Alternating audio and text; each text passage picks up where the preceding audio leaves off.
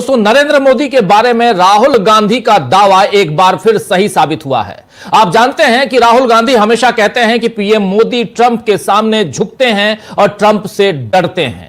आज आए एक वीडियो ने राहुल गांधी के दावे को सही साबित किया है।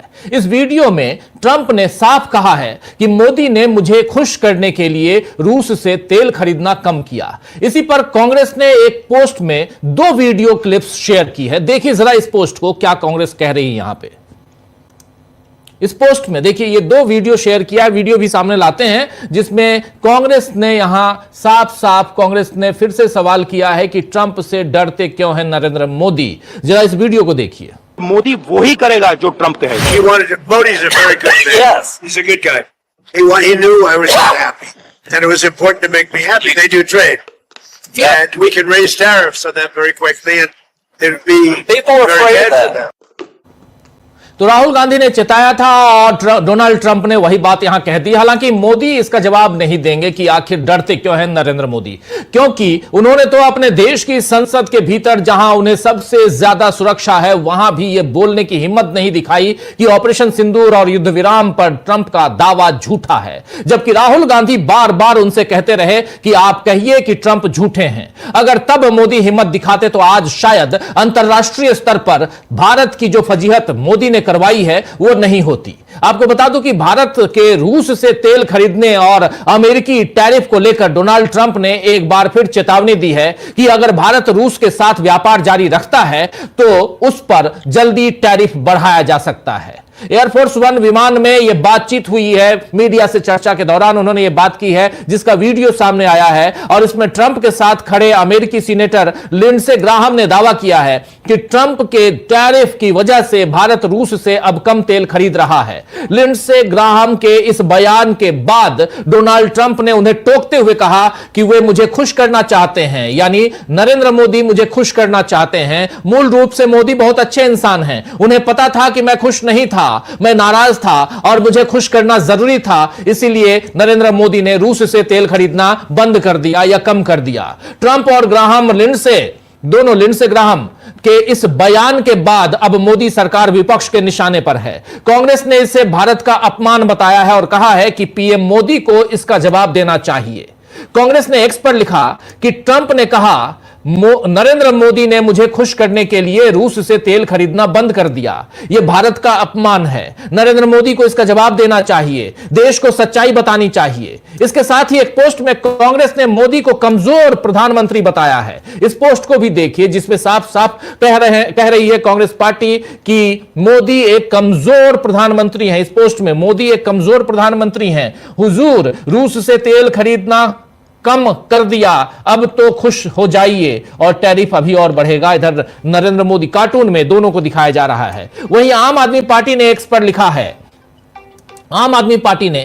है कि मोदी जी आपकी चुप्पी देश की इज्जत पर भारी पड़ रही है। आखिर ऐसा क्या है जिसके लिए आज आप ट्रंप को खुश करना चाहते हैं। आपको बता दो दोस्तों कि वीडियो जो अभी थोड़ी देर पहले आप देख रहे थे, जो एयरफोर्स 1 विमान में मीडिया से चर्चा में ये बात कही गई है, उसमें लिंडसे ग्राहम जो सीनेटर हैं, उन्होंने कहा है कि ट्रंप ने भारत पर रूस से तेल खरीदने पर 25% टैरिफ लगाया है। मैं लगभग 1 महीने पहले भारतीय राजदूत विनय क्वात्रा के घर पर था और वो सिर्फ ये बात करना चाहते थे कि कैसे वो अब रूस से बहुत कम तेल खरीद रहे हैं और मैं राष्ट्रपति डोनाल्ड ट्रंप से टैरिफ में राहत देने की बात कहूं।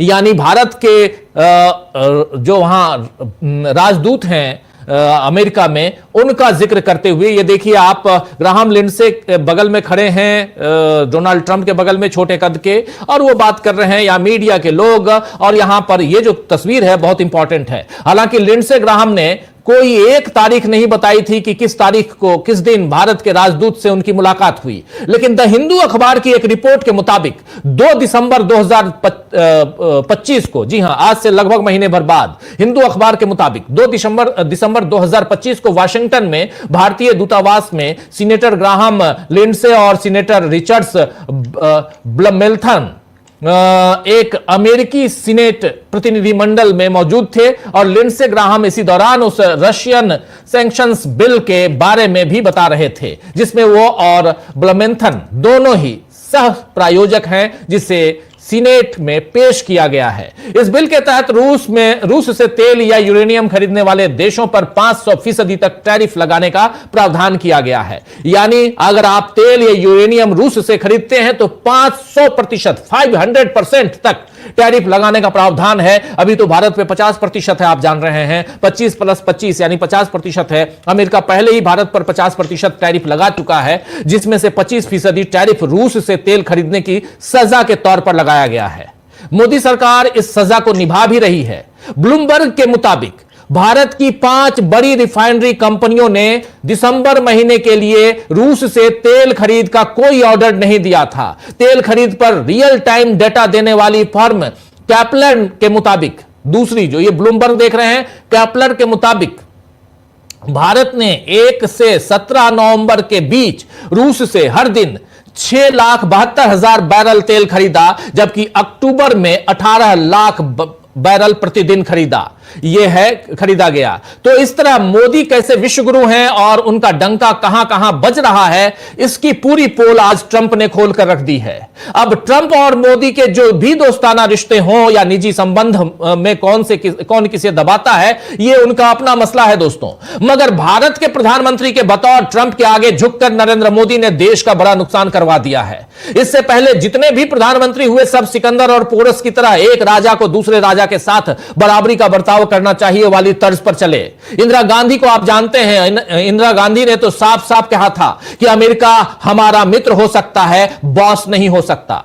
लेकिन मोदी ने ट्रंप को अपना बॉस बनाने के लिए देश को दांव पर लगा दिया। शायद यही वजह है कि वेनेजुएला मामले में भी अमेरिकी कार्रवाई के लगभग 24 घंटे बाद रविवार को भारतीय विदेश मंत्रालय ने बयान जारी किया, जिसमें अमेरिका का नाम लिए बिना कहा गया है कि भारत वेनेजुएला के लोगों की सुरक्षा और उनकी भलाई के लिए अपने समर्थन को फिर से दोहराता है।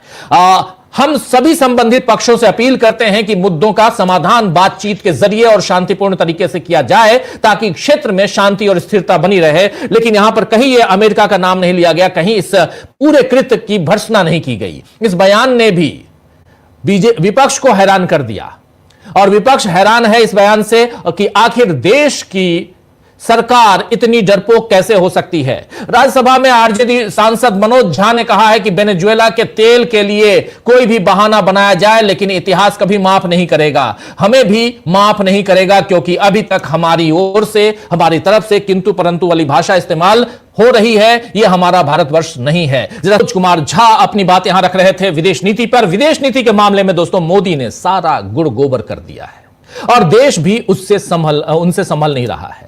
वेनेजुएला और ट्रंप के मसले पर कांग्रेस अध्यक्ष मल्लिकार्जुन खड़गे ने क्या कुछ कहा है, आइए जरा उनको सुनते हैं। बहुत इंपॉर्टेंट है इस पूरे तमाम मसलों को यहां रखना और इसके साथ साथ देश के सुप्रीम कोर्ट में आज जो कुछ हुआ है उस पर भी अपनी बात रखना यहां जरूरी है। और साथ साथ आखिर उधर पश्चिम बंगाल में क्या चल रहा है, चुनाव आयोग बनाम पश्चिम बंगाल सरकार क्या चल रहा है, उस पर भी निगाहें टिकी हुई हैं। सबकी बात हम यहां करेंगे। तो हुए कांग्रेस अध्यक्ष मल्लिकार्जुन खड़गे, भारत की विदेश नीति क्या है, चाहे वो डोनाल्ड ट्रंप का मामला हो, वेनेजुएला का मामला हो या भारत और अमेरिका के संबंध का मामला हो, यानी डोनाल्ड ट्रंप और हमारे देश के प्रधानमंत्री नरेंद्र मोदी का मामला हो, तमाम मसलों पर खुलकर अपनी बात रखते हुए, अपनी विचार रखते हुए यहां मल्लिकार्जुन खड़गे। इधर सुप्रीम कोर्ट चलते हैं। सुप्रीम कोर्ट ने सोमवार यानी आज छात्र नेताओं उमर खालिद और शर्जील इमाम दोनों को जमानत देने से इनकार कर दिया है, जो 2020 के दिल्ली दंगों के मामले में 5 से ज्यादा वर्षों से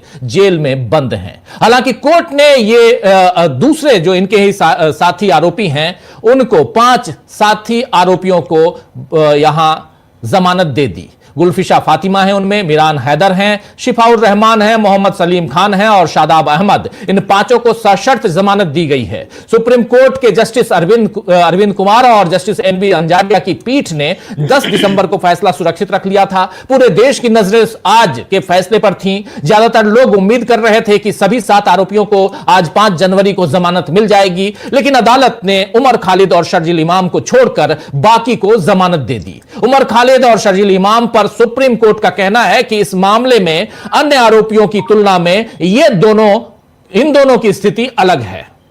कोर्ट ने कहा है कि मामले के शुरुआती सबूतों से लगता है कि उमर खालिद और शर्जील इमाम दोनों दंगों की योजना और रणनीति बनाने में शामिल थे।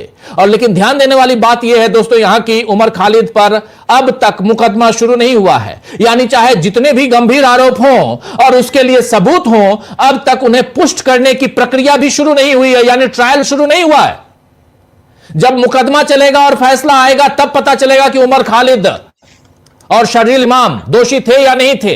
लेकिन अभी उन्हें बिना दोष सिद्धि के ही 5 साल से ज्यादा का वक्त हो गया जेल भुगतनी पड़ रही है। और सुप्रीम कोर्ट कह रहा है कि इस दौरान, जांच के दौरान अगर आप जेल में हैं तो इसे सजा नहीं माना जाएगा। यहां दूसरी बात बहुत महत्वपूर्ण है, यूएपीए की धारा 15 का यहां पर उसकी व्याख्या करते हुए आज इन दोनों महानुभाव माननीय जजों ने, जस्टिस अरविंद कुमार ने और जस्टिस एनवी अंजारिया ने, दोनों ने कहा कि यूएपीए की धारा 15 से इतर अगर आप देश के कामकाज में बाधा उत्पन्न करते हैं, सरकारी कामकाज में बाधा उत्पन्न करते हैं और आर्थिक नुकसान पहुंचाते हैं तो उसे भी अपराध माना जाएगा और इससे आपकी जो सजा है, आपके ऊपर जो आरोप है वो कम नहीं हो जाते हैं। इसलिए भी चूंकि इन लोगों ने, इनके ऊपर कोई हत्या या ऐसे मामले उस ढंग से प्रत्यक्ष रूप से नहीं दिखाई दे रहे हैं, लेकिन यह दिखाई देता है, इसलिए इनको जेल में रहना चाहिए।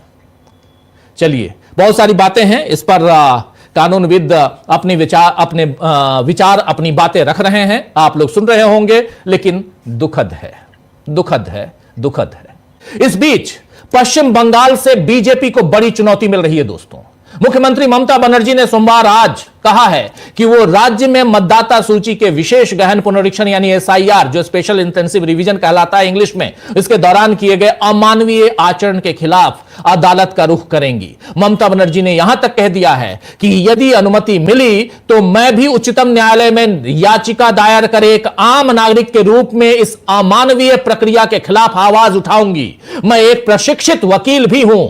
वहीं बूढ़े लोगों को लाइन में लगवाने पर मुख्यमंत्री ने सवाल किया है कि अगर कोई भाजपा नेताओं के बूढ़े माता पिता को पहचान साबित करने के लिए लाइन में खड़ा कर दे तो उन्हें कैसा लगेगा। जब से एसआईआर शुरू हुआ है, डर से कई लोगों की मौत हो चुकी है और कई अन्य अस्पताल में भर्ती हैं। ममता बनर्जी ने चुनाव आयोग पर भी निशाना साधते हुए कहा है कि व्हाट्सएप के जरिए लोगों को गायब करने की कोशिश हो रही है, लेकिन जो ऐसा कर रहे हैं वे खुद राजनीतिक रूप से गायब हो जाएंगे। ममता बनर्जी ने चुनाव आयोग और बीजेपी पर निशाना साधते हुए यह भी कहा कि मैं यहां किसी भी वक्फ प्रॉपर्टी पर कब्जा नहीं होने दूंगी और यहां कोई डिटेंशन कैंप नहीं बनेगा। मिस्टर वैनिश कुमार और दुर्योधन और दुशासन, हम तुम्हें दिखाएंगे, न्याय का इंतजार करो। यह बात कहना है ममता बनर्जी का। वैनिश कुमार आप समझ गए होंगे, ज्ञानेश कुमार के लिए कह रही हैं, और दुर्योधन दुशासन पहले से कहती आई हैं नरेंद्र मोदी के लिए और अमित शाह के लिए। कह रही है ममता बनर्जी कि हम तुम्हें दिखाएंगे, न्याय का इंतजार करो। तो विदेश से लेकर देश तक, सुप्रीम कोर्ट से लेकर वहां पश्चिम बंगाल तक जो कुछ हो रहा है उस पर चर्चा लाजमी है। आज का दिन बहुत इंपॉर्टेंट, बहुत महत्वपूर्ण दिन। आइए दोस्तों, आज चर्चा करते हैं, क्या इतिहास मोदी को एक कमजोर प्रधानमंत्री के तौर पर याद करेगा जिनके 11 सालों में लोग अन्याय भुगतते रहे और मोदी चुप बैठे रहे। ट्रंप ने कैसे खोली मोदी की पोल, यह समझने की कोशिश करते हैं, और कैसे सवालों में सुप्रीम फैसला है, सुप्रीम कोर्ट का सुप्रीम फैसला